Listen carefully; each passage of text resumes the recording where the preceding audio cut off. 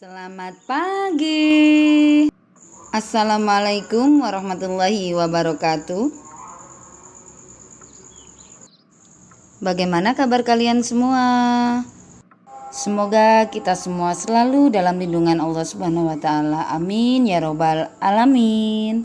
Jumpa lagi dengan Ibu pada tema 1 subtema 2. Pembelajaran yang kelima. Kalian semua siap ya? Baik anak hebat, kita akan mulai dan tonton sampai habis agar kalian dapat memahami pembelajaran pagi ini secara utuh. Pada pembelajaran tema 1, subtema 2 dan pembelajaran kelima ini, mari kita mulai dengan memperhatikan sebuah gambar. Ini adalah gambar Pak Bejo. Wah, Pak Bejo hebat sekali. Sudah tua tetapi masih kuat mencangkul. Tulang dan otot-otot tangannya masih kuat mengayun cangkul yang berat. Dan kakinya pun masih kokoh berdiri dan berjalan di lumpur yang pekat.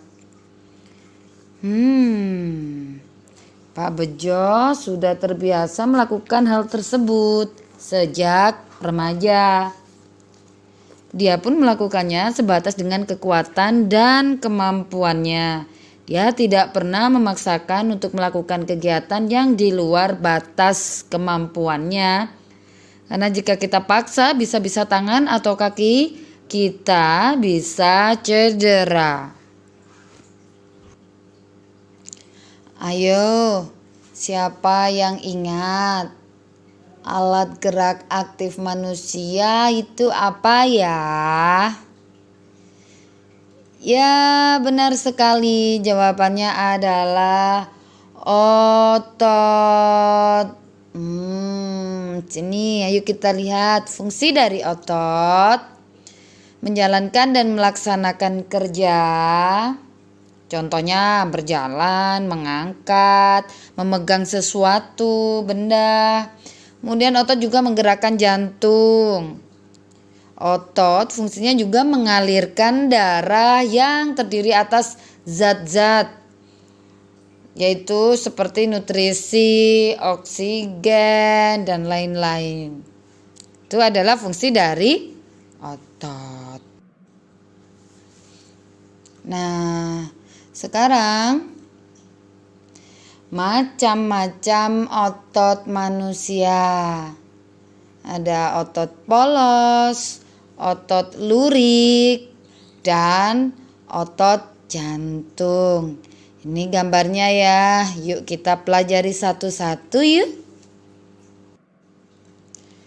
Baiklah, kita mulai pada otot polos. Otot polos itu apa? Adalah otot yang bekerja tanpa kesadaran kita, yang dipengaruhi oleh sistem saraf tak sadar atau saraf otonom. Ini adalah gambar dari otot polos. Lalu ciri-cirinya bagaimana? Ciri-ciri dari otot polos. Waktu kontraksinya antara 3 sampai 180 detik. Dan bentuknya gelendang. Terletak pada organ dalam. Kemudian otot polos memiliki satu inti sel yang berada di tengah. Jadi inti selnya hanya satu dan berada di tengah. Pergerakan otot polos ini lambat dan dia mudah lelah. Otot polos ini biasanya ada di usus, ada di saluran peredaran darah, dan di otot di saluran kemih. Nah, otot polos ini tidak dipengaruhi oleh otak, tetapi oleh saraf otonom atau saraf tak sadar. Kemudian kita ke otot lurik. Nah, ini gambar dari otot lurik. adalah otot yang menempel pada rangka tubuh manusia yang digunakan dalam pergerakan. Nah, ini tulangnya dia menempel pada rangka tubuh manusia di sini. Baiklah. Ciri otot lurik. Bentuknya silindris dengan garis gelap terang. Itulah kenapa dinamakan dengan lurik, karena ada gelap dan terang. Kemudian otot rangka, karena disebut juga otot rangka karena memang otot lurik ini menempel pada rangka. Kemudian otot lurik ini bekerja secara sadar. Dia bekerja dengan perintah otak. Kemudian otot lurik ini bergerak cepat dan mudah lelah. Bentuknya panjang dan memiliki banyak inti sel. Ini banyak ya inti selnya, atau bisa dinamakan multisel, dan letak selnya ada di tepi. Nah, seperti ini. Dan mempunyai pigmen mioglobin.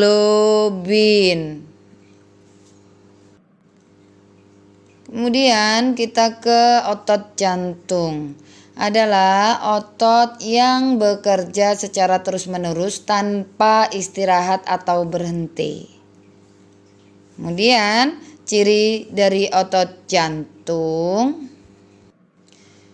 yaitu bentuknya silindris, memiliki percabangan, dia bercabang, terletak pada jantung, memiliki satu inti sel yang berada di tengah, dan bekerja tanpa kesadaran manusia, dan dia bekerja terus-menerus dan tidak membutuhkan istirahat. Ini adalah otot jantung. Nah, kemudian coba kalian lihat di sini pada gambar di bukumu itu. Jadi letaknya otot jantung itu berada di sini, jantung ya. Kemudian otot lurik itu berada yang melekat atau yang dinamakan disebut sebagai otot rangka tadi. Melekat pada rangka. Dan otot polos berada di organ dalam manusia.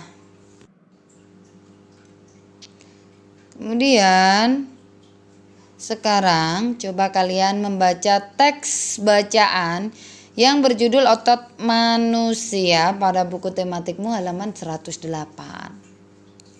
Yuk kita berlatih lagi dan lebih banyak lagi untuk menemukan ide pokok dalam paragraf tersebut.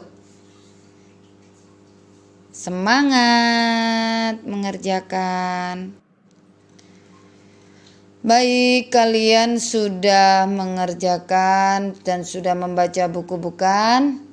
Nah, kalian masih ingat tidak dengan gambar cover? Jika kamu benar-benar memahami isi bacaan, maka kamu akan mudah membuat gambar cover. Ayo untuk mengingatkan. Ayo kita berlatih membuat gambar cover buku. Buatlah cover buku dari bacaan yang berjudul Otot Manusia. Jangan lupa kita buat cover sesuai unsur-unsur dalam membuat cover seperti yang sudah kamu pelajari sebelumnya. Masih ingat tidak kalian?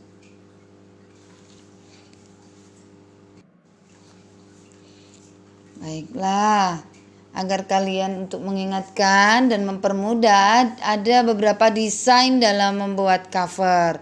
Yaitu cover dengan latar belakang berwarna putih dan tulisan sederhana. Juga kemudian yang kedua yaitu desain penuh warna dan gambar seperti yang ibu tunjuk dalam mouse ini warna biru. Teori ekonomi mikro. Ini adalah dua contoh desain membuat cover.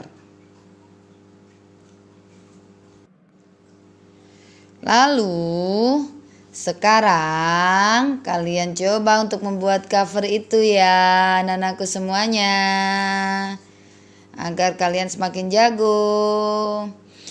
Baiklah anak-anakku semuanya, cukup sekian pembelajaran kita hari ini. Semoga bermanfaat apa yang kita pelajari hari ini. Amin amin amin ya rabbal alamin. Wassalamualaikum warahmatullahi wabarakatuh. Don't forget to like, subscribe, and share.